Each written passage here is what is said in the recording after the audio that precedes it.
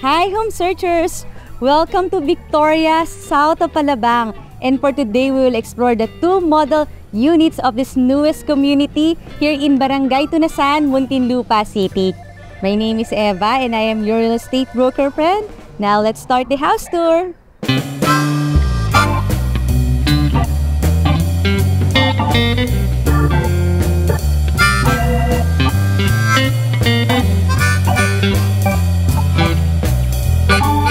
Ito yung first model unit na i-explore natin, and this is the Samantha Model House na may lot area na 240 square meters at ang floor area nasa 195 square meters. So ito yung look ng side ng iyong house. Pero mas maganda makita niyo yung interior, so pasok na tayo. Let's go! Ito ang yung 2 covered carport. Actually, pwede siya maging 4 covered carport. Siyempre, pre-selling naman to. So, medyo mako-customize mo ng konti yung size ng iyong garage. At akit na tayo dito sa platform para makita natin yung ating magandang main door na may automatic door lock. Tapos, ito na rin yung pinaka-porch mo. Tapos, ito makita natin yung iyong garage at yung mga garden. At pasukin na natin. Pero bago yun, syempre, request ko rin na i-click mo na yung subscribe button ng ating channel na Home Search Philippines para updated ka lagi sa mga videos sa magagandang bahay. At pasok na tayo! And welcome to your future house. So, kung willing ka naman maghintay, maganda nga yung mga pre-selling kasi mas affordable siya. At napakaganda ng location nitong Victoria kasi ang lapit lang sa MCX, papunta sa Skyway, papunta sa SLEX or South Superhighway. At napakaganda nung kanyang space planning or yung layout ng bahay. Ito ay open layout. So, ito na yung living area. Siyempre, may mga nilagay ng gamit para pwede mo rin i-copy to sa iyong magiging future house. Kasi, di ba, para mas na-attract tayo kapag nakikita na natin kung ano yung placing ng mga sofa natin.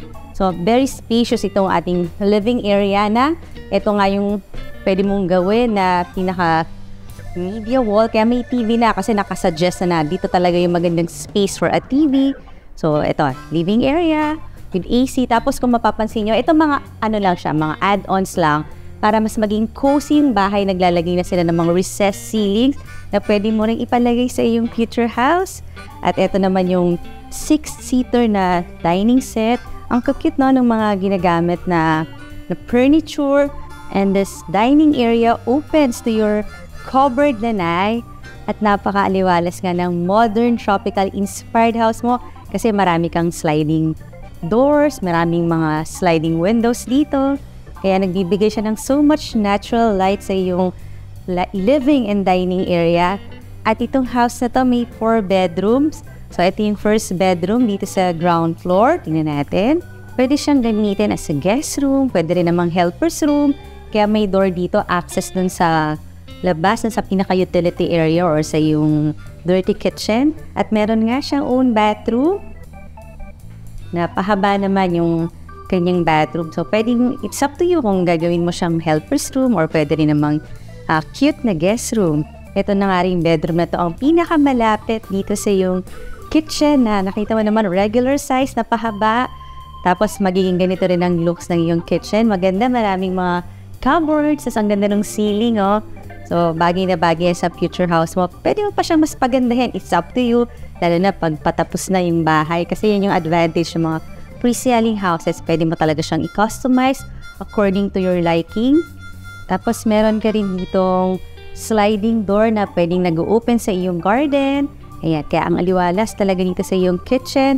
Tapos, kasya rito, 2-door refrigerator. So, may konting space pa dito. Ito mga improvements lang na dinadagdag nila sa naka-interior na bahay para suggestion sa'yo na kung gusto mong ipalagay. Pwede rin. Bagay na bagay itong bahay na to sa mga small to medium-sized families. O, try ko munang umupo dito para ma-feel ko ang ganda ng ating model house na Samantha. Tapos ito may mga ganitong mga slots para ma-define lang yung space itong living room.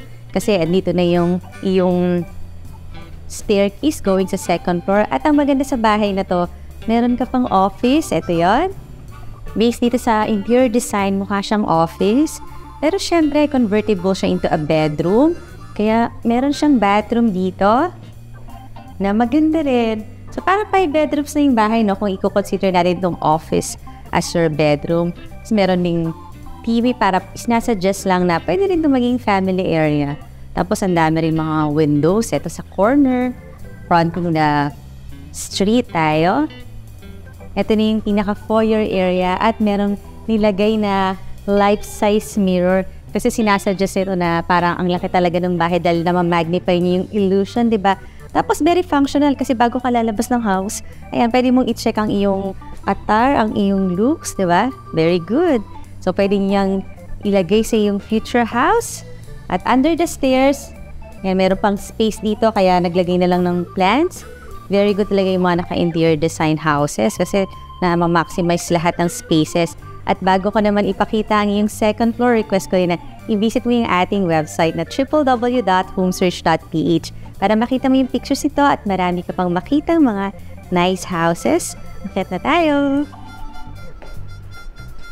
Kaya maganda talaga yung mga modern houses kasi maraming mga glass, kaya napakadaming natural light sa iyong house. At ito nga yung ating family area. Pero sa turnover unit, itong space na to, bedroom to. So, depende sa needs ng family mo. Kasi dito sa ating model unit, sinasuggest na pwede mo siyang gawing family area kaya may napakalaking TV. Pero nga doon sa turnover unit, this is a bedroom kasi may 3 bedrooms dito sa second floor. At ito nga yung kanyang bathroom. Kung bedroom yan, ito yung common bathroom na talagang spacious. Ito na rin naman yung size mismo ng house, nasa 195 square meters. Ito na rin yung mga height ng ceiling. So, this is your common bathroom for this other bedroom. So, silipin natin.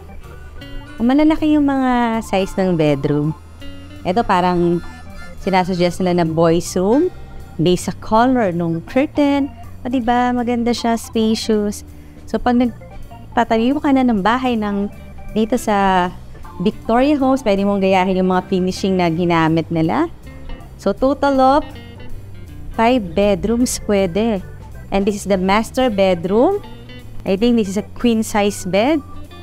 O, diba? Very attractive yung mga nilagay nilang materials dito. Yung mga woods na to. So, pwede mo siyang ipakopy. Tapos, ang dami mong mga windows all over your house. Pwede ka pang maglagay ng TV kasi nga very spacious naman ng yung master bedroom. At meron kang own balcony dito na medyo malaki-laki rin Ayan. And you have your walk-in closet.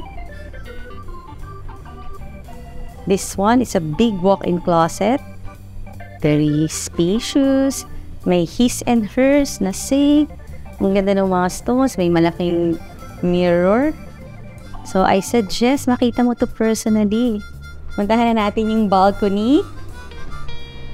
At ang maganda nga pala sa pre-selling unit is that maliban sa mura siya kasi syempre pre-selling, meron ka mga payment option maliban sa cash, pwede bank financing, at may in-house financing din. Meaning sa seller ka na magbibigay ng payment. Kaya okay yun kasi ang dami mong choices. And eto na nga yung malawak mong balcony. Tingnan natin. Let's go. Since bago nga talaga itong Victoria, south of Alabang, talagang kalunlaunch na lang. Kaya marami ka pang options sa lots. Pwede kang mamili kung saan facing yung gusto mo na lot. Pwedeng facing east, facing north, or whatever. At napakalaki nga ng iyong balcony. Kasi ito na rin naman talaga yung size ng iyong property. At syempre, puro mga new houses yung mga neighbors mo. Kagaya ng mga nakikita ko dito. So, dito sa balcony na ganito kalaki, pwede ka talagang maglagay nito mga outdoor chairs na to. Tapos, pwede ka pang maglagay dito ng mga potted plants. Tapos, ito mga tempered glass. At ang the best para sa akin is yung location. Kasi nga, kung alam mo yung MCX, accessible yon sa South Luzon Expressway at sa Skyway. Magpupunta ka naman ng North. So, balik na tayo. At i-check naman natin itong Alisa Model House. So, 2 houses tayo ngayon. Isang Samantha yung nauna na at itong Alisa. Pasukin natin. Siyempre, single detached houses itong iyong future house na pasok sa budget, affordable, at meron kang lush garden. Ang ganda. Tapos, meron kang 2 vehicle carport, pwede rin 4-car garage. kung medyo gusto mo talagang i-maximize yung space mo instead na garden, pwedeng parking na lang. At fully covered din siya. Ito na nga ang main door. So, let's go na. And welcome to Alisa model. Mas compact siya. And ito na yung living area. So, open layout din. Living, dining, at nafe-feel ko yung AC. Ang sarap sa pakiramdam ng malamig. So, ito na sinasuggest rin ng unit na to na dito ka talaga maglalagay ng iyong media wall. So, ang maganda rito, bagay talaga sa mga starting families. So, kasi, ayan, kita mo kagad yung iyong family members kapag nandito sa living, nandito sa dining area. Pero may similarities din sila, kasi yung ating Samantha model, nag-open din sa dining area yung malaking lanay or patio. Tapos meron din malaking mga windows dito. Mga windows talaga nila panoramic para, syempre, para maliwanag sa iyong house.